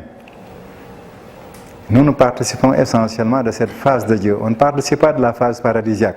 Nous la connaîtrons, elle nous attend quelque part, c'est exact. Elle ne peut pas nous échapper, on a Dieu en nous, l'agisseur, qui vient de là-bas, ça demeure. Il n'y a pas de problème, il va nous y amener, il sait comment. Mais nous ne sommes pas de la phase paradisiaque, nous sommes de la phase vraiment post-paradis, extérieure. Et là, il va faire sortir des êtres nouveaux en combinant ce qu'il était au paradis et ce qu'il n'était pas encore et qui est potentiel. Nous faisons partie de ça. Nous la verrons au fur et à mesure. Nous ne cesserons pas de connaître notre être et l'être de Dieu pour fonctionner dans la relation. Ça, c'est vraiment ça notre affaire. Donc, quand je m'avance vers Dieu, je me rends compte d'une chose. Dans ce qui est potentiel et qui vient de lui, il a mis la résolution, la décision que cela émerge vers lui. Mais lui qui était déjà actuel et manifesté aussi, a pris la décision d'émerger dans ce potentiel. Voilà la relation. Donc l'homme est un être potentiel. Dieu en lui est la réalité actuelle, comme on dit. Quand je m'en vais vers Dieu, je déclenche dans le potentiel duquel je fais partie, l'émergence du potentiel vers l'actuel. Aussitôt que je cherche Dieu, ce courant est en moi. Si vraiment en allant vers Dieu, vous sentez de la chaleur, oui, je demande à toi, Christian, si vous sentez des énergies nouvelles bougonner en vous, ne vous étonnez pas. Si vous avez lu le livre du Ange, c'est ça qu'on appelle le Tout-Puissant. Voilà, c'est déjà prévu par Dieu. Dès que je veux Dieu, tout de suite, l'ajusteur qui est en moi déclenche cette énergie, dans ce potentiel, l'émergence vers l'actuel. C'est le fameux Tout-Puissant. Et depuis hier, Christian n'en revient pas par rapport à ce qu'il ressent en lui. Mais voilà, monsieur Christian, tu dégages en toi ce qu'on appelle le Tout-Puissant lisant le livre du Rantia, mais que nous étudierons. Ah, c'est l'ajusteur qui est en nous qui commande aussi bien l'actuel que le potentiel. Il est donc l'unité des deux. Je suis, moi Dieu, ce qui est actuel et ce qui est potentiel. Et je suis ce qui fait leur unité. Voilà la définition des fameux je suis dans le livre du Rantia. Eh oui, donc quand vraiment j'émerge vers Dieu, mon agisseur, et c'est pour cela qu'il est venu en moi, déclenche ce fameux Tout-Puissant, une puissance d'énergie. J'ai l'impression que je gonfle comme un ballon. J'ai chaud partout, ça va très bien. Quand tu m'en parles, tu me décrivais ce qui se passe en toi, je m'en réjouissais. Il s'affolait, moi je m'en réjouissais. Donc on en reparlera, on en parle. C'est naturel, ne t'en fais pas. Ah, donc ça, cela monte et c'est un canal qui permet à mon agisseur de venir. C'est cette énergie que j'offre à mon agisseur comme mécanisme de transformation de sa réalité spirituelle en réalité spatio-temporelle. Ça, c'est entre les mains de Dieu. Ce n'est pas la peine que j'aille voir comment ça se passe. Je n'ai qu'à le faire passer. Plus tard, je le connais. C'est le secret de l'ascension, comme on dit. On arrivera quelque part dans notre voyage vers Dieu, en un lieu où nous connaîtrons le secret de l'ascension, la transformation du potentiel par émergence vers ce qui est actuel aussi par réaction là-dessus. Pour le moment, ne vous troublez pas. Ça fait partie aussi des séminaires que vous étudierez plus tard. Donc, voyez-vous, nous avançons tout naturellement vers une prise de conscience plus claire de notre être et de la volonté de Dieu, c'est-à-dire son amour pour nous. La compréhension et l'acceptation de cet amour. Dans le fond, c'est Dieu qui fait tout. Nous ne faisons que vouloir. C'est lui qui travaille dans le fond. Donc, je travaille dans le premier mouvement de l'avoir, que j'y travaille, j'acquiers la maîtrise. C'est tout. Et quand il est là, que je cherche aussi à le donner, que je ne me casse pas la tête. Je dis, mon Dieu, tu es là, je suis là, nous sommes au rendez-vous, donne-moi l'occasion de le partager avec les hommes. Et ça vient tout doucement. Ne vous détruisez pas d'impatience ou d'intolérance à l'égard des autres. Demandez seulement à Dieu des possibilités de le faire. Plus les gens sont simples, même terre à terre, plus vite ils trouvent des occasions de partage. Ça peut être immédiat dans ma famille, chez mes amis ou un peu plus loin, qu'importe. Vraiment. Dieu a prévu de se manifester en moi et que je le manifeste aussi dans le temps et dans l'espace chez les autres. C'est prévu. Il tient la balance des deux. Et si je lui fais confiance, je vous assure, si je ne le précède pas trop, les hommes sont trop organisateurs de ce point de vue-là. Si j'ose l'attendre, les choses viendront à temps. Même si ça prend 1 an, 2 ans que j'attende, quand mon heure sera venue, que d'emmerdement. Je ne dormirai plus jamais. Comme il a dit, le Fils de l'homme n'aura où reposer sa tête. Ah, quand son heure sera venue. Plus de repos. Mais pendant que, oui. Qu'est-ce qu'on peut faire, Moussa, pour obtenir ce qu'ils appellent le parfum spirituel pour attirer les gens? C'est simple, vraiment, comme je vous l'ai dit, j'ai perçu, moi, que Dieu est en vous. Bon, par habitude, je peux peut-être être là-dessus beaucoup plus descriptif que vous à votre endroit, mais je suis persuadé que en vous y remettant, vous allez le voir clairement. Il n'y a pas de vanité à cela. Ce que j'ai entendu, que je vous ai entendu dire, vous l'avez dit naturellement, sincèrement, honnêtement, loyalement, humblement. Je n'ai pas perçu la moindre vanité dans ce que j'ai entendu. Donc, sur cela, repenchez-vous assez souvent de temps en temps. Et demandez à Dieu que cela se gonfle de clarté, de précision, de vigueur à votre niveau. Il va le faire. Vous allez de plus en plus être conscient de votre réalité spirituelle. De plus en plus. Il faut demander que ça se gonfle d'abord. La prière. Mais au bout d'un certain temps aussi, vous sentirez, si ce n'est déjà venu, que vous voudriez aussi le donner à d'autres personnes. Ça va monter très naturellement. L'amour de bien faire, une fois que Dieu naît en nous, ça se continue. Dieu n'est qu'amour de bien faire. Il ne peut pas s'arrêter. C'est ça qu'on appelle créer. Il ne peut pas cesser d'aimer. Il est comme ça. Il est naturellement comme ça. Donc, quand ceci émergera en moi, il est peut-être possible qu'il rencontre une habitude de peur, de me donner de peur, de déranger, comme je le rencontre souvent en Europe. Et je discute avec eux cette fameuse attitude socialement raisonnable, je ne veux pas déranger, mais en fin de compte, ça gâte tout. Voilà. C'est correct, hein? Je ne veux pas faire du mal aux gens. En Europe, c'est tellement dit et redit que ça enferme l'individu presque sur 1 mètre carré, alors qu'il a toute la terre. Mais à force d'avoir peur de déranger, j'ai fini par me rétrécir de plus en plus. De plus en plus aussi mentalement, de plus en plus moralement. C'est le contre-coup de nos civilisations. Donc ça me sert sur l'étroitesse de mon être, quoi. Et maintenant, ils vont à la bataille contre ça. Si Dieu est là, je sens en moi-même le besoin de donner, je dis, mon Dieu, apparaît. Je ne dis pas que c'est forcément à Yvon que je vais donner, que je vais voir dans la rue. C'est pas comme ça. Chez Yvon aussi, il y a la même chose que chez moi. Il y a son agisseur, il y a tout ce qu'il faut. Il faut que Yvon, comme Dieu le respecte, Dieu ne l'oblige pas. Si Yvon ne veut pas de Dieu, Dieu ne le dérange pas. Moi, je ne vais pas déranger Yvon. Tant qu'il ne veut pas de la chose, je ne vais pas le déranger comme ça. Mais je souhaite, je demande à Dieu de rencontrer des gens avec qui je dois partager. Et ne dites pas que c'est obligatoirement votre mère ou votre père. N'enfermez pas Dieu dans une catégorie d'organisation qui n'est pas la sienne. C'est là où on se trompe. On dit tout de suite, il faut que ma femme suive, il faut que mon mari suive, il faut que mes enfants suivent. Et voilà. Donc nous mettons Dieu dans nos perceptions ordinaires humaines. le Dieu de mon enfant, ce n'est peut-être pas comme ça que ça marche. Dans son ajusteur, il a un plan, c'est prévu. Je n'ai qu'à souhaiter, demander à Dieu que je rencontre les gens avec qui une coordination pour le partage est possible. Et que j'attende, ça finit par venir. Que je ne m'empresse pas outre mesure, mais que je fasse attention à cela, que je sois fin et subtil. Dieu, il est tellement fin, je ne cesse de le rappeler. Quelquefois, vous allez au bureau, en disant ça, vous pensiez à vos enfants, vous allez au bureau, quelqu'un vous pose brusquement une question. Faites attention, c'est peut-être la porte d'entrée. Voyez bien le jeu. Jésus disait à ses apôtres, veillez, car vous ne savez pas quand est-ce qu'il viendra le maître. Voyez bien le jeu, faites bien attention, soyez vigilants, soyez disposés, disponibles. Confiez-vous vraiment à Dieu et sachez attendre. Tu l'as dit hier. Je t'ai entendu le dire. Donc tu as la réponse toi-même, tu l'as sorti hier. Quelquefois, tu me l'as sorti hier, je t'ai bien entendu. Mais je te le remets aujourd'hui, tu vas te réécouter toi-même, effectivement.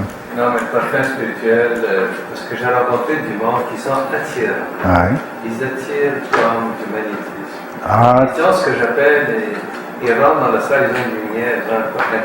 J'appelle ça un parfum spirituel. Comment est-ce qu'on peut faire pour cultiver?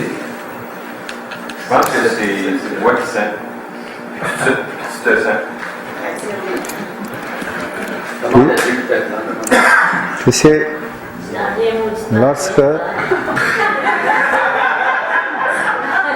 ça sentit?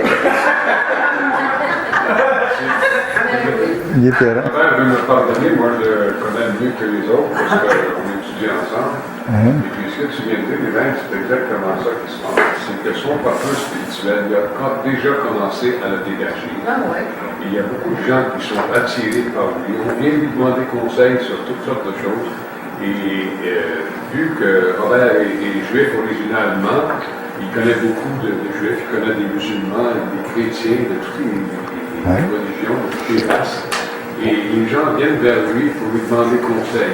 Et puis, il commence à aimer ça, puis il voudrait accélérer l'affaire. Il sort ton secret, je ne sais pas si tu lui permets. Voilà. Alors, il sort ton secret. Pourquoi tu n'as pas été clair comme ça? Non, je constate ça chez d'autres.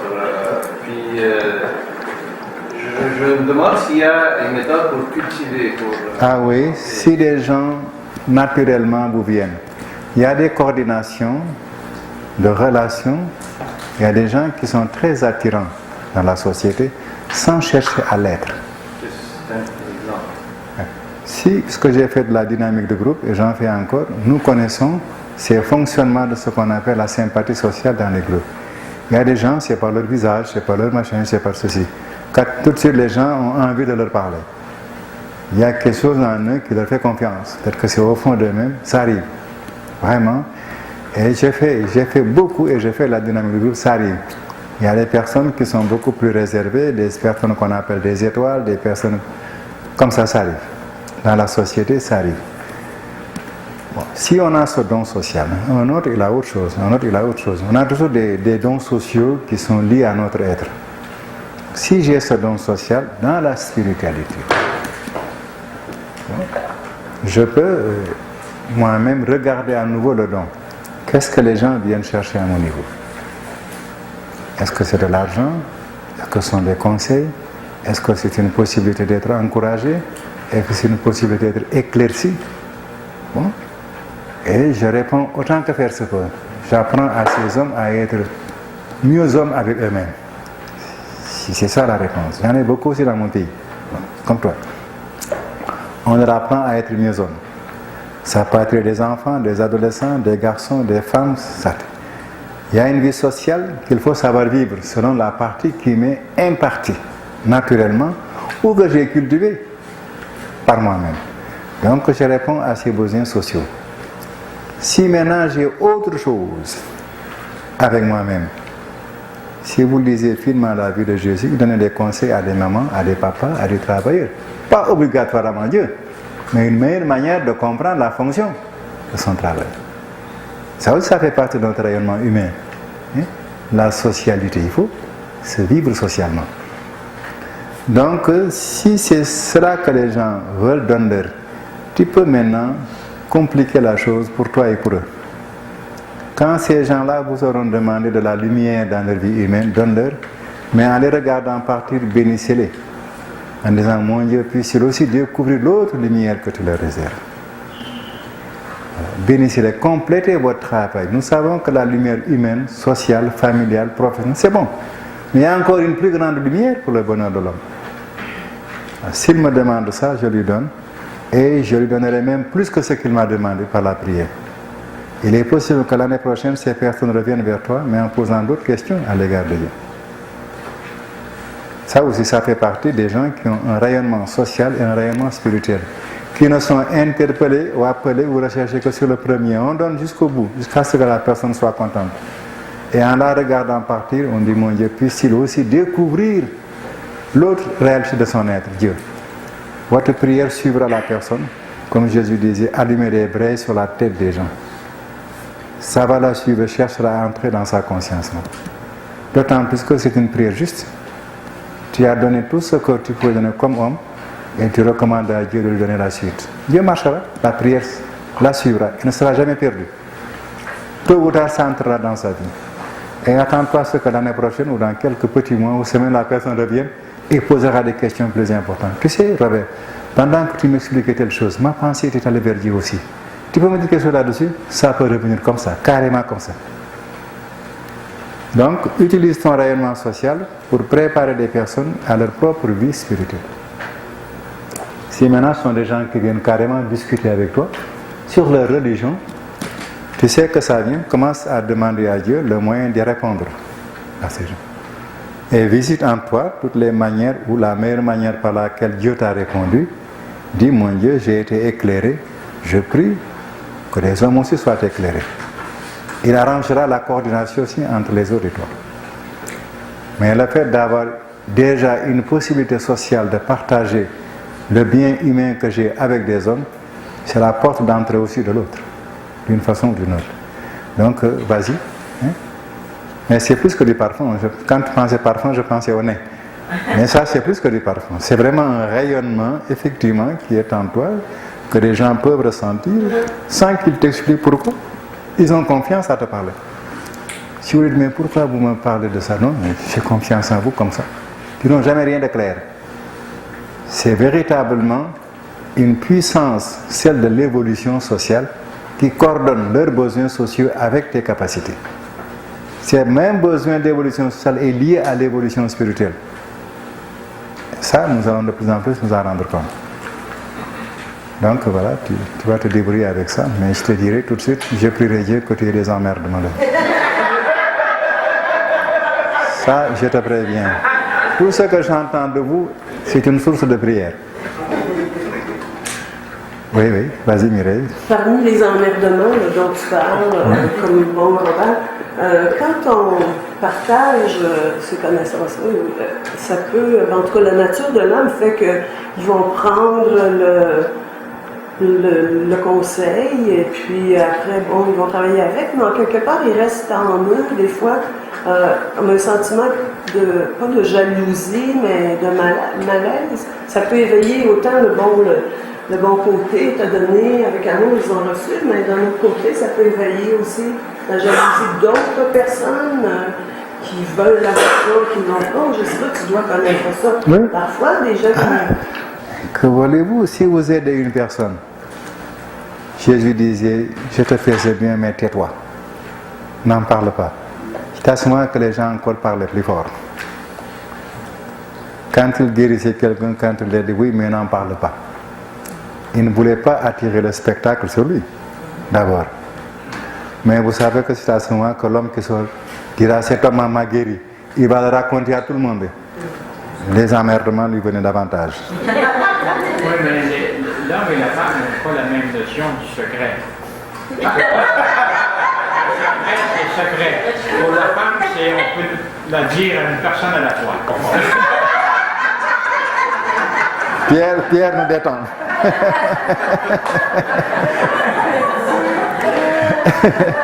Donc, évidemment, Ça peut faire des effets de jalousie. Pour moins que ça, il peut arriver des phénomènes de jalousie. Vous connaissez l'histoire de Marie et de Marthe, les deux sœurs de Lazare. Vous avez un tout petit peu réfléchi peut-être sur la donnée, elle est courante. Moi, dans ma vie, je rencontre ça partout. Et quand Jésus était venu, l'une des sœurs est venue vers Jésus, profitant de sa présence pour boire spirituellement ce qui pouvait être bu jusqu'au bout. Mais l'autre sœur a dit à Jésus, dis à ma sœur de venir me rejoindre dans la cuisine. Jésus a dit que non, c'est à toi de venir la rejoindre. Elle a agi par jalousie. Elle bien dit. Et la réponse de Jésus aussi. Donc, ça peut arriver, mais à ce moment-là, Robert se débrouille pour gérer les jaloux qui sont issus du bienfait qu'il a fait à d'autres. Si ces autres-là viennent d'avoir dit, il paraît que tu t'es occupé de mon frère, ils devinent qu'il y a un peu de mesquinerie là-dedans. Ah, qu'est-ce qu'il t'a dit, ton frère? Oui, mais c'est rien du tout. Tu as un problème? Il faut l'apaiser et le consoler. Voilà. Oui. On n'est pas responsable non plus de la réaction de la personne. Non, je sais bien, on ne se condamne pas, on ne se juge pas, mais l'occasion est bonne pour l'aider. Comme Jésus a voulu aider l'autre sœur, c'est à toi de venir à ça et en profiter, au lieu d'en être jalouse. Et certainement, elle en a profité. Donc, il gérera le problème. Quand il y aura des jaloux, c'est son affaire. Il se débrouillera pour le gérer, toi aussi. Tu dois le débrouiller. Ce sont des choses de la vie, bon. Il ne faut pas se sentir coupable, au contraire, on aime, on l'appelle jalousie bêtement comme ça, mais c'est de l'émulation. Voilà. L'émulation, le bien que j'ai fait à l'un a incité l'autre aussi à vouloir chercher. La réaction humaine paraît de la jalousie, on dit comme ça, mais son fouille en profondeur, c'est de l'émulation. Le bien que son frère a reçu, il veut aussi l'avoir. Jusque-là, il était indifférent à lui-même, bon, etc. Mais ça le suscite cela. Vous savez un secret, quand je suis chez les Français, mais comment est-ce que les Canadiens sont débrouillés? Quand j'ai fini avec les Français, Guy Perron me téléphone. Alors, comment ça a été avec les Français?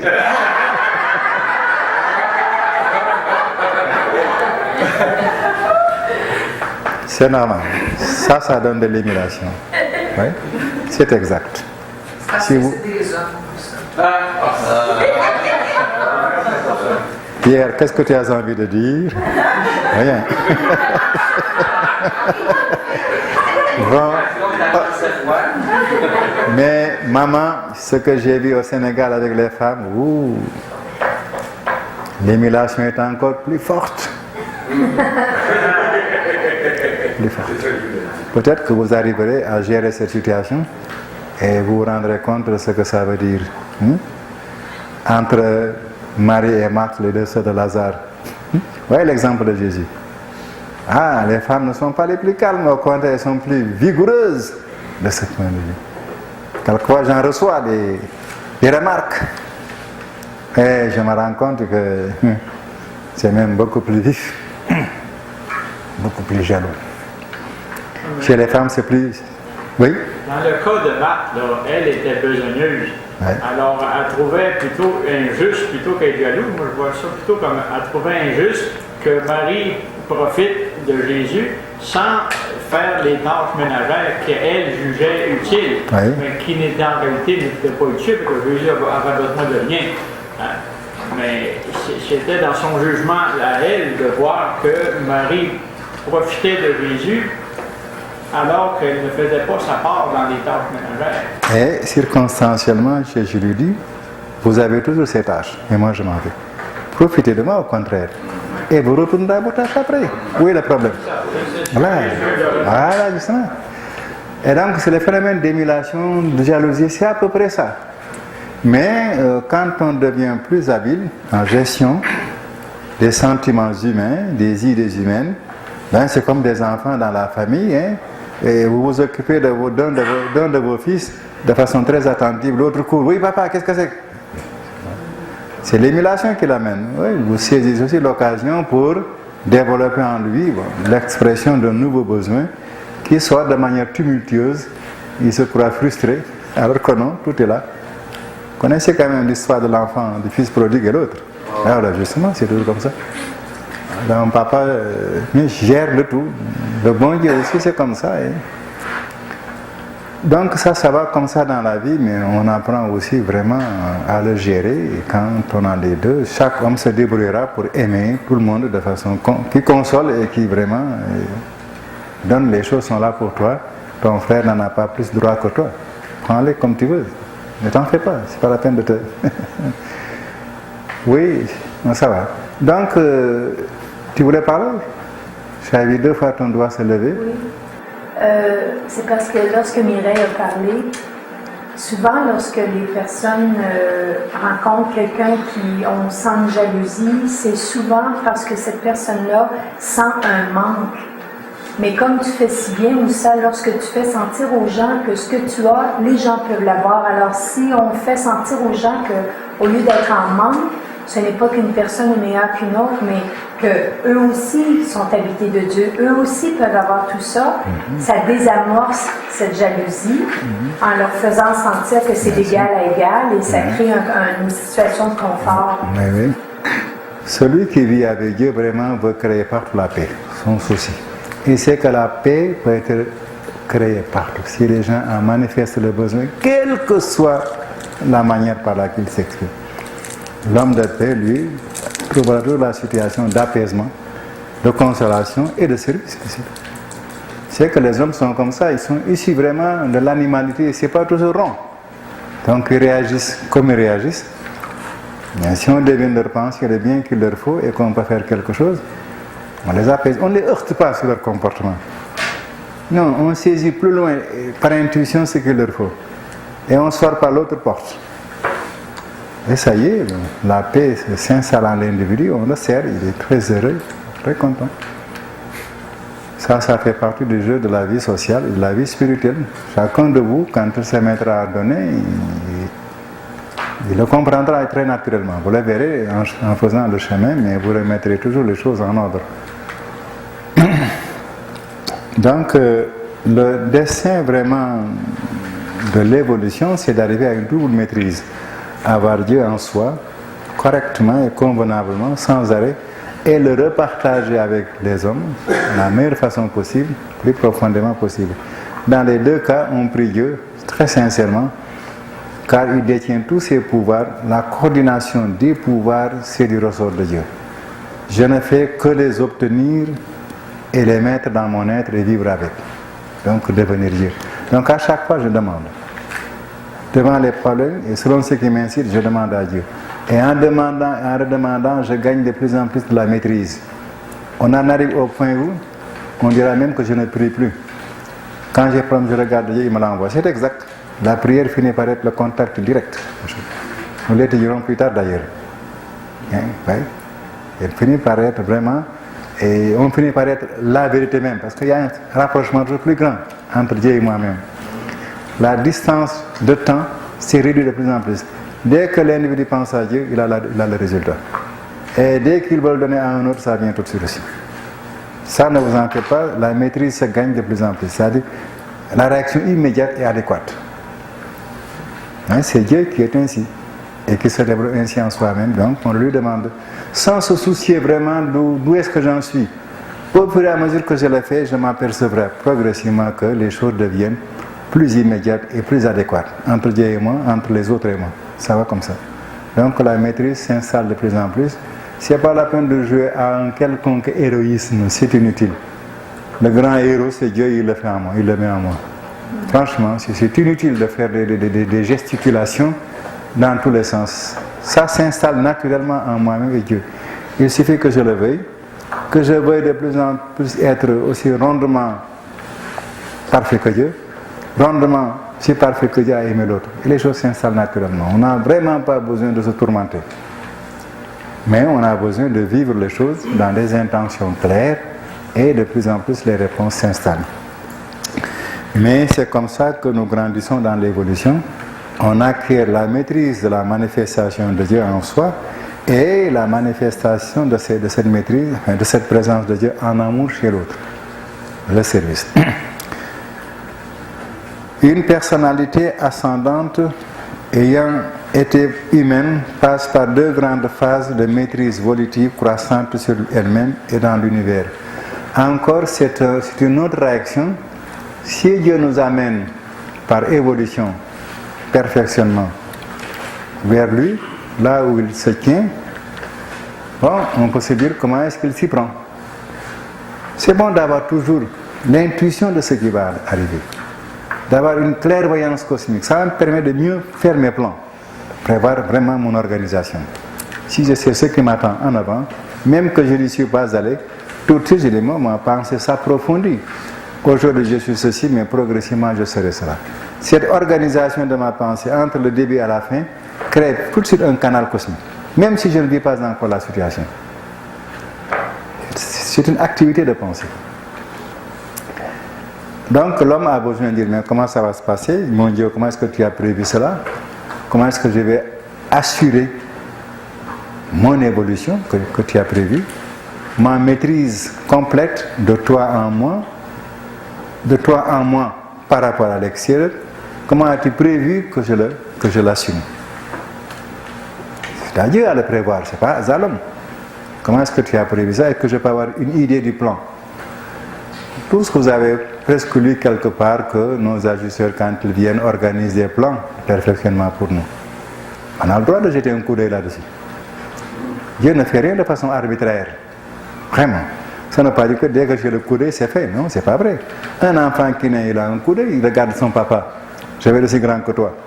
Ça ne veut pas dire que tout de suite, il est aussi grand que son père. Mais c'est quand même bon qu'il veuille grandir.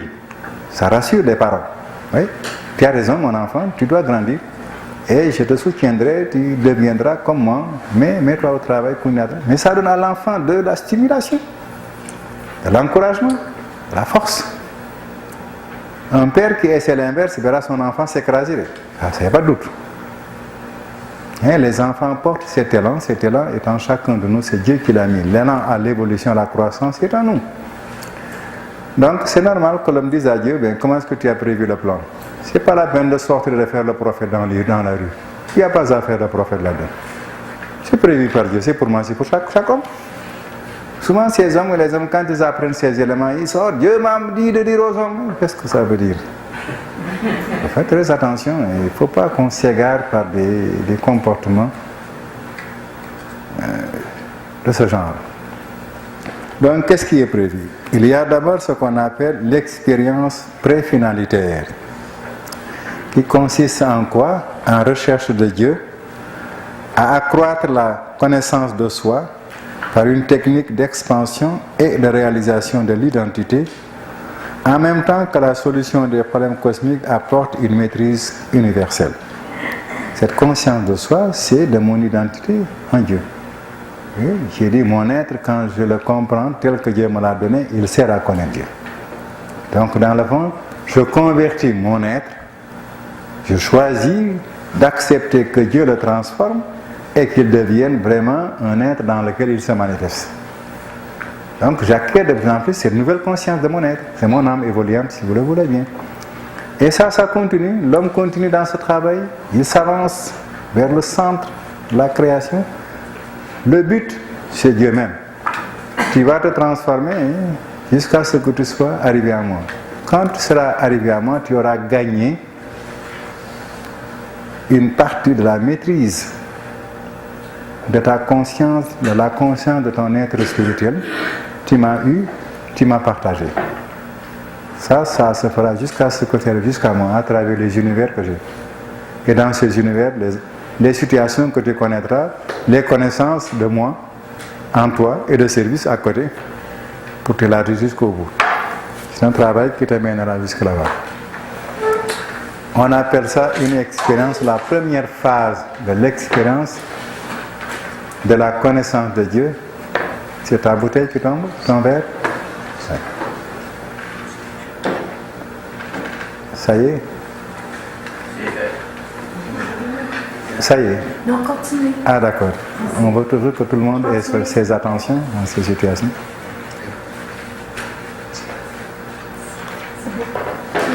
Ça y est. Donc il y a cette première phase où l'individu va de la terre jusqu'à Dieu.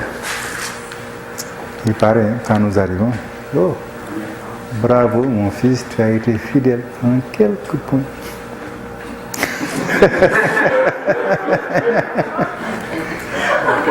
Tu as été fidèle en quelques points. Il paraît que c'est comme ça qu'il va nous recevoir et quand il va nous embrasser. L'embrassement divin. Son éternité, son infinité deviennent des qualités de notre être. Et il dira en quelques points tu as été fidèle. Ah Robert, tu sais, tu as bien travaillé en quelques points. Mais ça lui suffit lui, parce qu'il t'aime. Ah Moussa, en quelques points. Malgré nos grands héroïsmes là. Et il en fera de nous des êtres comme lui, portant la qualité de la perfection, de l'éternité, de l'infinité, de l'absoluté. Il tamponne ça sur nous. Comment il le fera? Il faut y aller. La perfection acquise. Acquise. Pour l'éternité de vie. Contrairement à ceux qui sont parfaits, mais qui l'ont gagné naturellement. Alors nous l'aurons acquis de ce point de vue-là. Mais ça, c'est la phase pré-finalitaire. C'est-à-dire que j'en ai pas fini encore. J'en ai pas fini. Alors il y a la phase maintenant post-finalitaire. Bien le jeu. Ça, en le faisant, je l'ai fait sur un morceau de l'espace et du temps. Ce morceau, il paraît que c'est un 7e morceau seulement de l'espace et du temps. C'est en cherchant Dieu dans un 7e morceau de l'espace qu'il a organisé. C'est ce qu'on appelle un super univers d'ailleurs. Un 7e morceau que j'arrive à ces bénédictions. Alors quand j'en sors, qu'est-ce que reste mon père à faire? Mais à acquérir les 6 autres morceaux qui restent. Voilà. Donc c'est la phase post-finalité.